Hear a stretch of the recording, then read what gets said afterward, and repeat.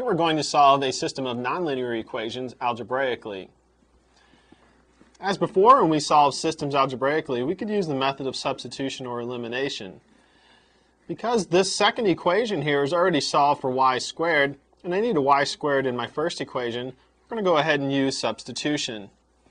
If we let y squared equal 9x in our first equation, we'll have 3x squared plus 9x equals 12. We go ahead and subtract 12 from both sides. We'll get 3x squared plus 9x minus 12 equals 0. And then we can try to solve this by factoring. Before we do that, we'd like to go ahead and divide through both sides by 3, since each of these coefficients has a common factor of 3. If we do that, we'll get x squared plus 3x minus 4 equals 0. Just gives us some smaller numbers to work with. We can factor that as x plus 4 times x minus 1 equal to 0. We set each factor equal to 0 and solve.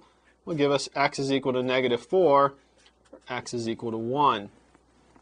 We need to now use these values in our second equation.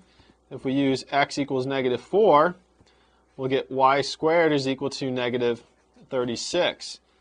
Since there is no real number that we can square and get a negative value, this has no real solutions. If we let x equal 1, we'll get y squared is equal to 9, which gives us that y is equal to plus or minus 3. So we'll get two solutions here. Our two ordered pair solutions will be 1, negative 3, and 1, positive 3.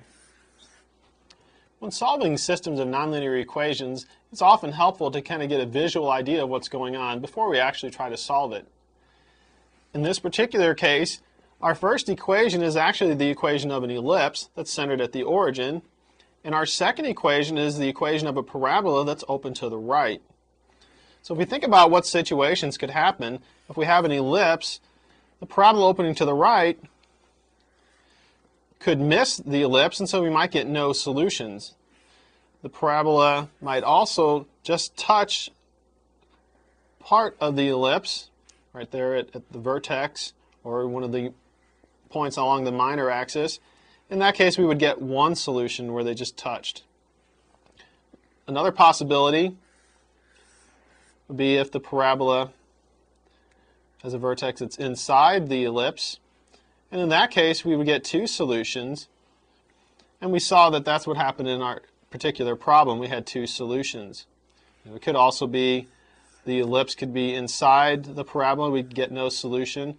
So there are quite a few different possibilities, but it helps to get some idea of how many solutions we could have. It looks like we might get no solution, one solution, or two solutions. In our case, we ended up with two solutions.